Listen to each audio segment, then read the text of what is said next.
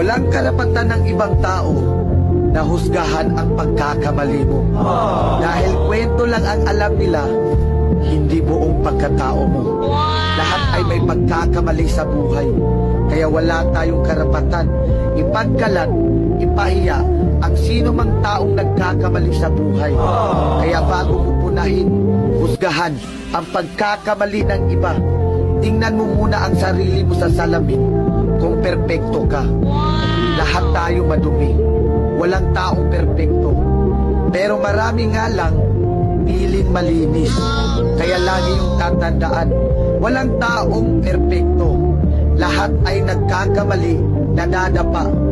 Pero pwedeng magbago at gumawa ng tama.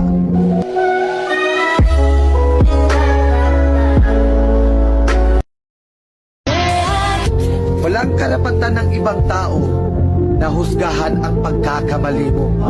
Dahil kwento lang ang alam nila, hindi buong pagkatao mo. Lahat ay may pagkakamali sa buhay. Kaya wala tayong karapatan ipagkalat, ipahiya ang sino mang taong nagkakamali sa buhay. Kaya bago mo punahin, husgahan ang pagkakamali ng iba, tingnan mo muna ang sarili mo sa salamin kung perpekto ka. Lahat tayo madumi. Walang taong perpekto.